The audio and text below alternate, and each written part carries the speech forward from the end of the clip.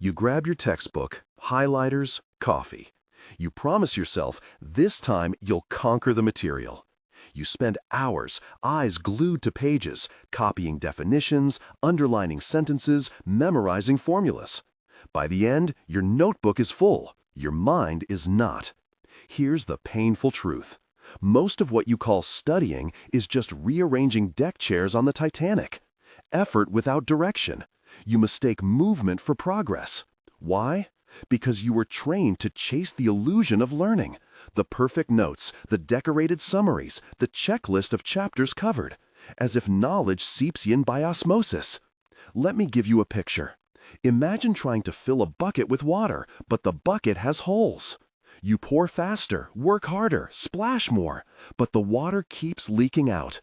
The harder you push, the less sense it makes why you're still empty. That's your brain after a night of cramming. You're not alone. Schools reward the appearance of knowledge. Memorize the steps. Regurgitate the terms. Pass the test. Forget everything. You play the game because everyone does. But deep down, you sense the fraud. You panic when a problem changes just one variable. You freeze when asked to explain why, not just what. This isn't laziness. It's a system built on the myth that effort equals understanding. You work harder, not smarter. You blame your memory, your focus, your willpower. But the real enemy is invisible. The belief that studying harder is the same as learning better. Here's the mistake. You're studying the material, not the meaning. You're memorizing answers, not asking questions. You're filling your schedule, not your mind. The frustration you feel? It's your brain rebelling against empty repetition. It's a signal, not a flaw. Ignoring it is like ignoring the warning light on your car until the engine fails. But here's the twist nobody tells you. The more you double down on this method, the more you reinforce the wrong neural pathways. You become an expert in rote, not in reason. You get faster at recalling, but slower at connecting. You build a fortress of facts, but the foundation is sand. When the storm comes, a new problem, an unexpected twist, everything collapses. Think about it. Have you ever aced a test only to forget everything a week later? Have you ever felt confident until someone asked you to teach the concept and suddenly your words evaporate? That's not a personal failure. That's the system working exactly as designed, to reward short-term recall, not deep understanding. And yet you keep coming back. You buy new stationery, watch productivity hacks, try different colors, different apps, but the core approach never changes. You're patching the holes in the bucket with stickers, not fixing the leak. Here's the real cost: wasted time, wasted energy, wasted potential. You start to believe you're not smart enough, not disciplined enough. But the truth is, you've been sold a broken model. If you want to break out of this cycle, you need to see with new eyes. You need to think like Feynman, not just to remember, but to understand. If you want to be part of the minority who studies to understand, not just to pass, subscribe now, because the next step changes everything. Now let's rip the blindfold off. Imagine you're in a vast library. Shelves tower above you, packed with books, knowledge everywhere. But the lights are off. You can touch the spines, count the volumes, even recite the titles, but you can't read a single page. That's how most people study, hands on the material, minds in the dark. Richard Feynman refused to stumble in the dark. He treated every concept as a locked black box. His obsession wasn't to memorize what was inside, but to figure out what made it tick. There's a story. As a young undergraduate, Feynman watched classmates memorize formulas for quantum mechanics.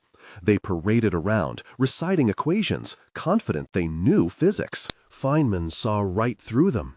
He would ask a simple question.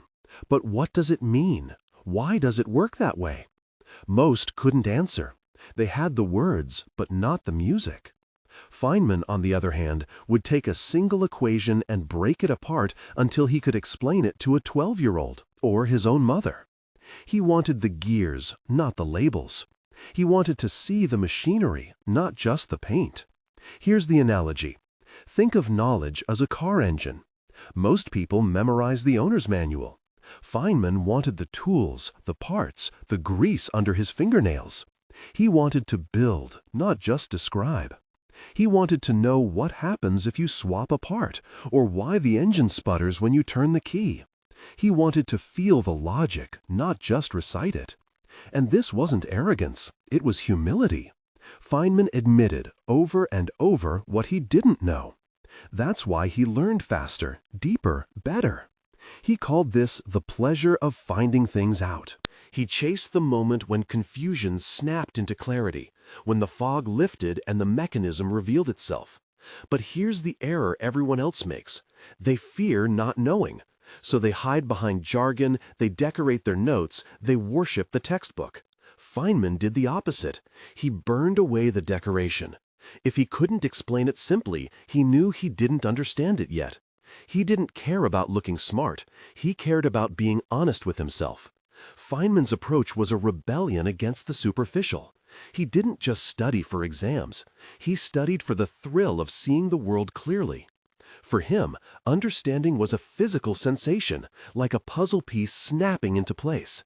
He wanted to feel the concept click, not just pass the test. He once said, "You must not fool yourself, and you are the easiest person to fool." That's the core of his lens. Brutal honesty, radical simplicity, relentless curiosity. He didn't settle for memorizing the shadows on the wall. He wanted to find the fire casting them. That's the lens you need.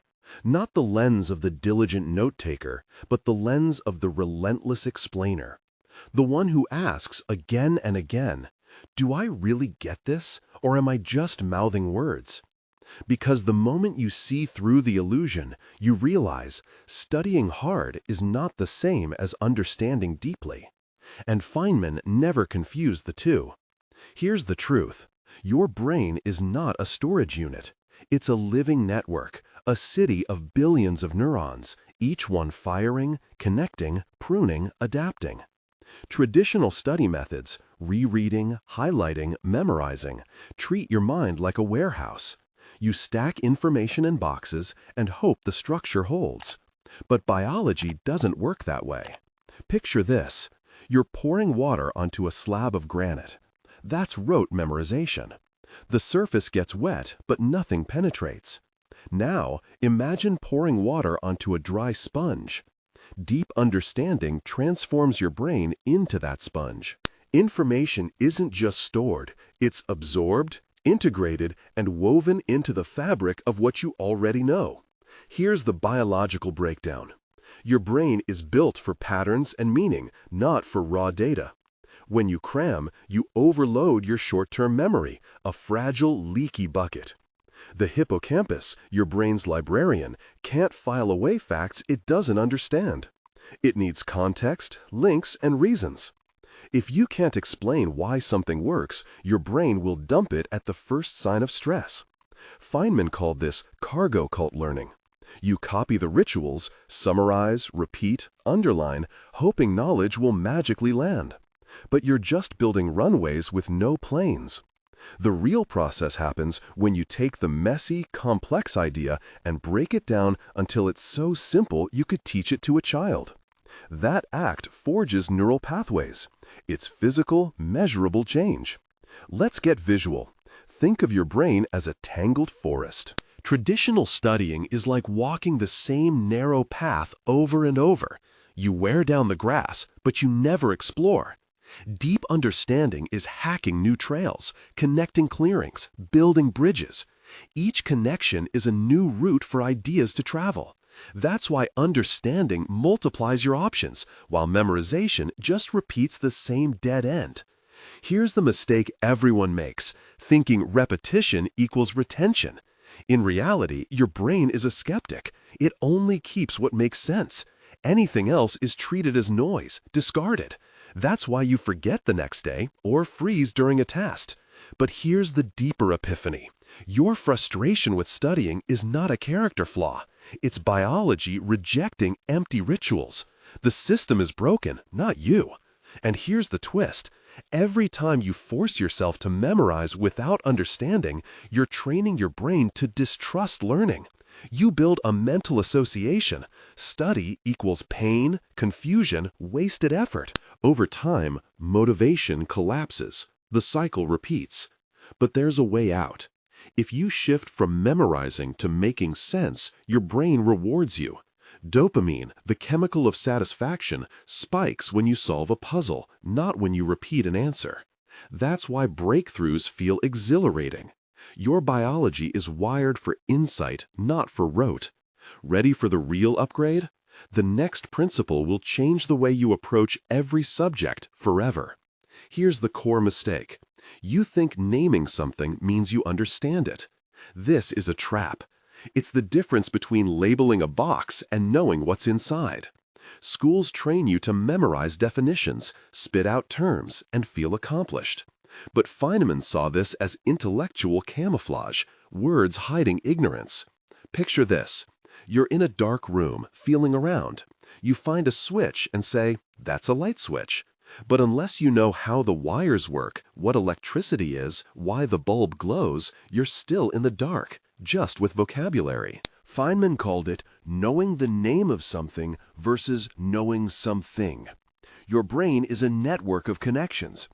When you just memorize, you build thin, fragile links, easily snapped. Real understanding forges thick, resilient cables. How? By connecting facts to causes, mechanisms, and examples. You don't just recite, you reconstruct from first principles. That means you ask, what is this? Why does it work this way? What would happen if one piece changed? You break the concept down until it's so clear you could explain it to a child or to yourself without notes.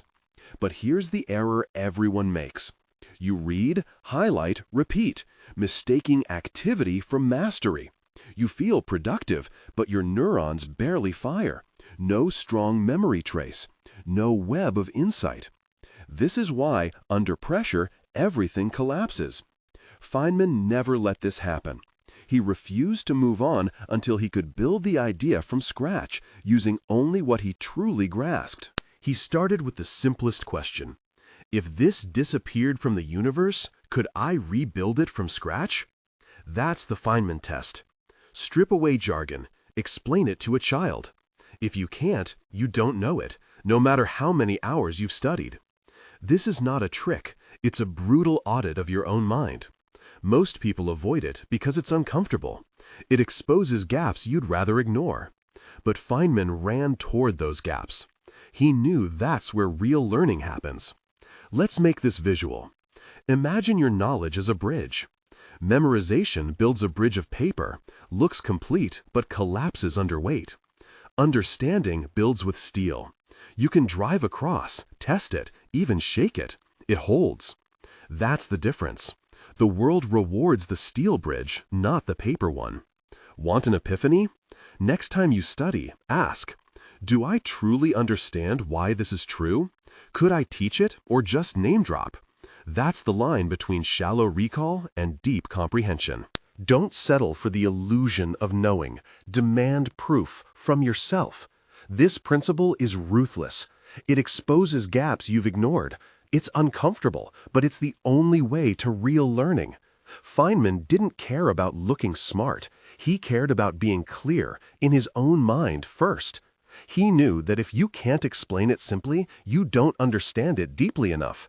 That's not a weakness. That's the starting point for mastery. Your breakthrough starts with this. Stop congratulating yourself for collecting labels. Start tearing ideas apart, rebuilding them from the ground up. Only then does the light actually turn on. That's when you stop being a parrot and start being a thinker. The difference is everything. Here's how you break the cycle, step by surgical step. Grab a blank sheet of paper. Write the name of the idea you want to understand at the top, not the chapter title, the actual idea. Now explain it as if you're teaching a curious 10-year-old. No jargon, no shortcuts. If you stumble, that's your brain exposing the gaps. Circle the confusion. That's your target area, not your enemy. Go back to your sources, but not to memorize. Your mission is to hunt the missing logic. Fill in the gaps, then try to explain again. each round, you'll notice the explanation gets crisper, simpler, more honest. Imagine building a circuit, wire by wire. At first, nothing lights up. But as you connect each piece properly, suddenly, flash, the bulb glows. That's what happens in your mind. Understanding isn't a floodlight. It's these little sparks, one connection at a time. Most people try to light up the whole room at once. But Feynman knew, you build the circuit, you get the light. No shortcuts. Don't move on when you can recite. Move on when you can reconstruct from scratch. Test yourself. Can you explain it out loud, entirely in your own words? Can you draw it, map it, model it in the sand? If not, you're carrying dead weight, a memory, not a mechanism. The test is simple. If you can't teach it, you don't own it. If you need the book open, you're still on training wheels. Feynman called this active reconstruction. You're not a passive receiver. You're a builder, a demolisher, a relentless simplifier. Most people stop at recognition. You go for recreation. That's the leap.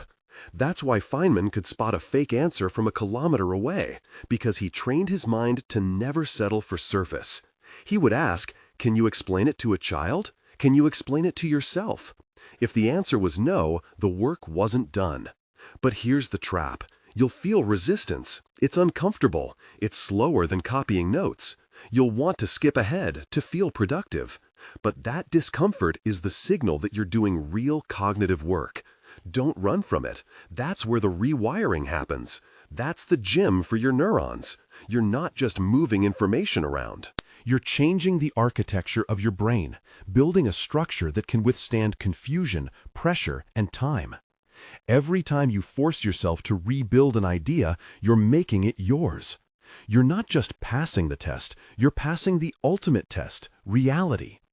This is the difference between knowing the name of something and knowing the thing itself. Feynman never cared about the label. He cared about the machinery underneath. So should you. But here's the error almost everyone makes. You think you've understood because you can repeat the words. That's your ego talking. You crave the feeling of competence, not the reality of it. There's a difference. Feynman called this self-deception the most dangerous kind of ignorance. Picture this. You're building a bridge out of cardboard, painting it gray to look just like steel. From a distance, it's impressive. But the first real weight? Failure. This is what happens when you memorize instead of understanding. The structure collapses under real questions, real problems, real life. You can fool yourself, but you can't fool physics. The universe doesn't care about your grades or your pride. It cares about what actually works. Why do we fall for this trap? Because your brain is wired for efficiency, not truth. It wants shortcuts. Repeating facts is easy. Wrestling with confusion is hard. The school system rewards speed and certainty, not depth. So you rush, you recite, you avoid the discomfort of not knowing and fill the silence with jargon. You fool yourself, and sometimes even the teacher. The illusion of mastery is seductive. It's easier to feel smart than to become smart. Here's another trap: intellectual laziness. Your mind whispers, "That's enough. You've read the summary. You've practiced the formula." But Feynman wouldn't stop there. He would poke holes in his knowledge. He'd flip the problem, ask what's missing, test the limits. If he couldn't explain it to a child, he knew he was faking. He called this the notebook test. If you can't write it out in your own words, you don't own the idea. You're borrowing it, and borrowed knowledge is brittle. The real cost? You become fragile. When the exam throws a curveball, you panic. When life demands improvisation, you freeze. False confidence is more dangerous than honest ignorance. It blocks learning. It breeds arrogance. It's the enemy of mastery. You become a prisoner of your own shortcuts.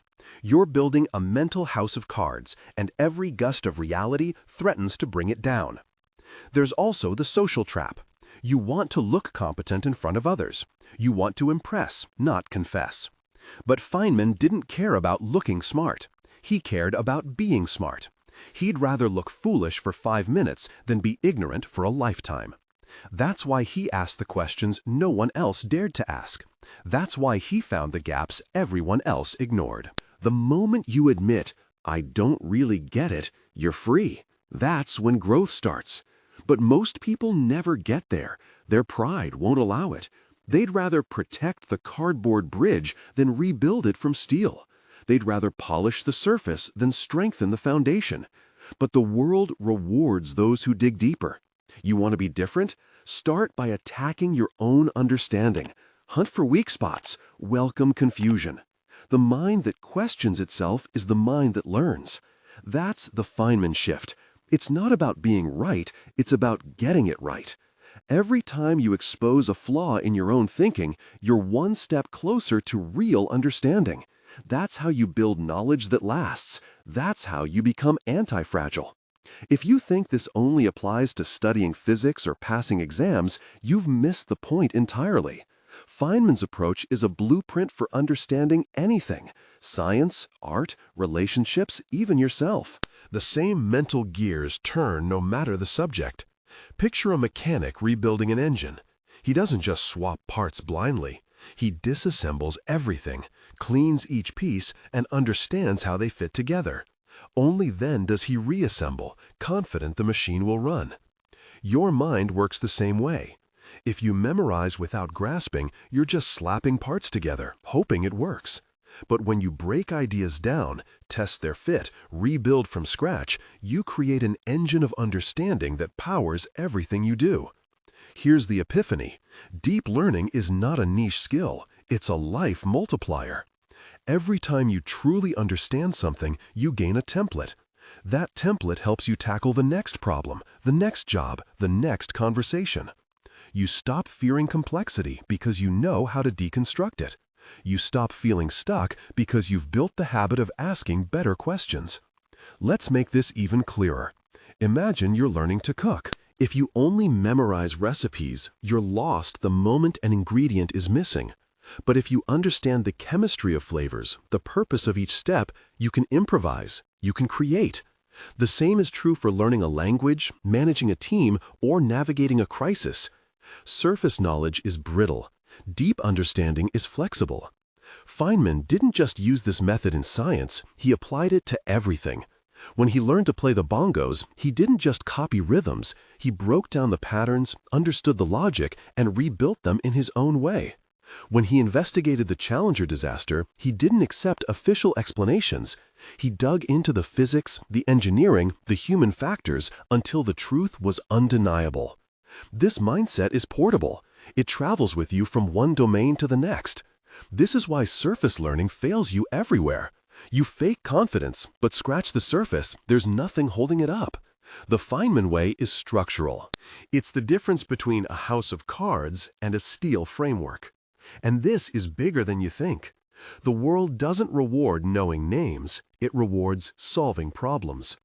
Every field, every relationship, every decision gets easier and richer when you think from first principles, not from rote memory.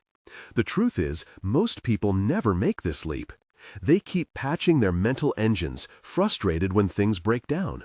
But you, the moment you see learning as reconstruction, not repetition, you hold the key to everything else. That's the mind shift. The blueprint isn't just for passing tests. It's for building a life that works, a mind that adapts, and a confidence that's earned, not faked. The Feynman way is not a trick. It's a universal tool. Use it, and you'll see the world and yourself differently. Picture this. Your brain isn't a warehouse to store facts. It's a construction site. Every concept, every idea is a brick. But if you just stack bricks without mortar, the wall crumbles at the first push. Most people keep stacking, hoping the pile won't fall. Feynman? He mixed his own cement. He questioned every piece until it locked together. Real learning isn't hoarding, it's architecture. You don't just hold information, you bind it together, layer by layer, until it stands on its own. Now imagine you're building a bridge, not just a wall. Each new topic is a span you have to connect, not just a block to add. If the spans don't align, the bridge fails. That's what happens when you memorize without understanding. You have isolated facts, but no way to cross from one idea to another. Feynman's genius was in making sure his bridges held, no matter how far he had to stretch them. He'd test every connection, shake every support, and only move on when he knew it could bear weight. This is your new model. Whenever you face a problem, don't ask, "What's the answer?" Ask, "How does this fit? What's missing in my structure?" If something feels shaky, go back, rebuild. Tear down what's weak. Don't be afraid to start over. The strongest minds aren't those that never collapse. They're those that rebuild, smarter every time. Here's the epiphany. Every discipline, every skill is just layers of simple truths, locked together by honest questions. That's what Feynman did, whether he was explaining quantum electrodynamics or fixing a radio as a kid. He didn't care how complicated the system looked. He cared how each piece worked and why. That's the only way to build understanding that doesn't collapse under pressure. But here's the mistake almost everyone makes. You think that once you've built something, it's done, finished. You move on. But real mastery is maintenance. Feynman would revisit old ideas, test them, try to break them. He'd explain them to others, not to show off, but to find the cracks. If he found one, he'd rebuild. That's why his knowledge was unshakable. He wasn't afraid to admit when he didn't know. He saw ignorance as the start of construction, not a flaw in the building. So when you leave this video, don't let your old habits drag you back. Catch yourself when you recite instead of reconstruct. Notice when you're stacking bricks without checking the foundation. The shift is subtle, but the results are seismic. Every time you choose to rebuild instead of repeat, you're not just learning, you're engineering your mind to handle anything. If this video rewired a single gear in your mind, the next one will spin the whole engine. Subscribe, and let's keep rebuilding your thinking, one tough, honest question at a time.